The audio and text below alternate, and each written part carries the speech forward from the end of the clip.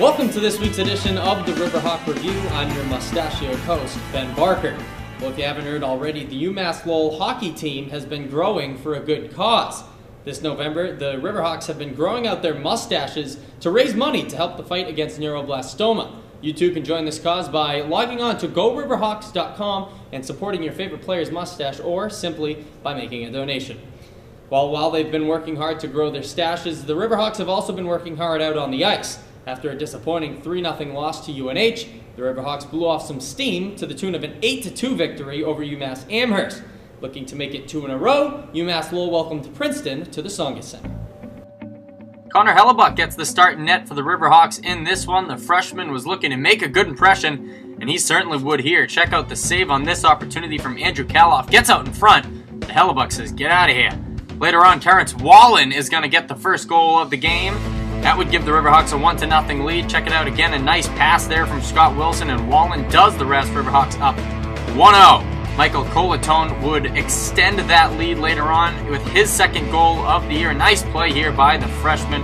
Gives UMass Lowell a 2-0 lead. Check out the replay as Colatone gets a good look and gets it to go on the deflection. 2-0 Riverhawks. Later on, Joseph Pendenza puts this one away, and Bob Ellis has the call.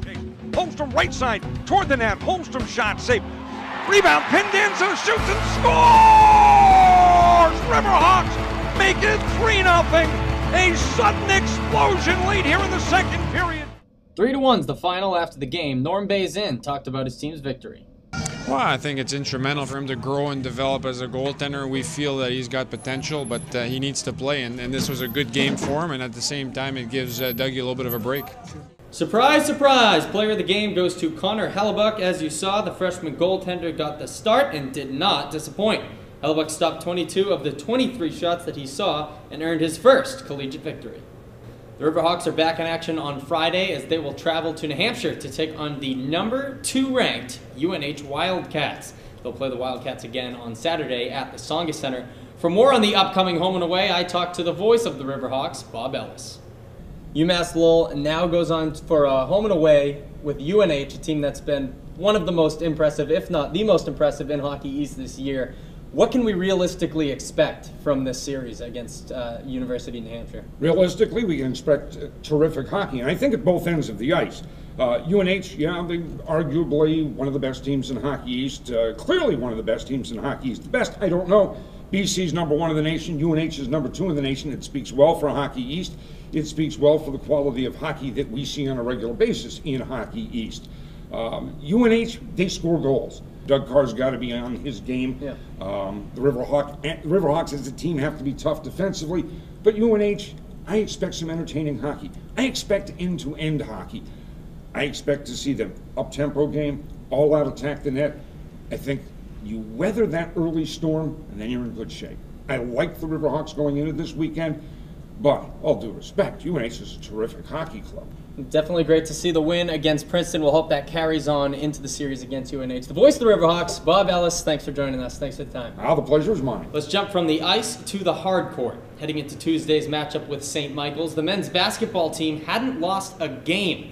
After the women's team defeated St. Michael's in the early game, Greg Herenda and the Riverhawks put its shiny 3-0 record to the test against the conference rival Purple Knights. UMass Lowell got off to a good start in this one. The first bucket of the game came from Matt Welch out deep for 3, gets it to go, puts the Riverhawks up 3-0. Later on, though, Riverhawks trailing by 3, St. Michael's try to work the ball inside. Instead, they'll kick it out to Dom Deitlifson. He gets a 3 of his own to go, putting the Purple Knights up by 6. Riverhawks trying to chip away at the lead. They fling the ball around the perimeter. Back to Matt Welch. Welch again from 3.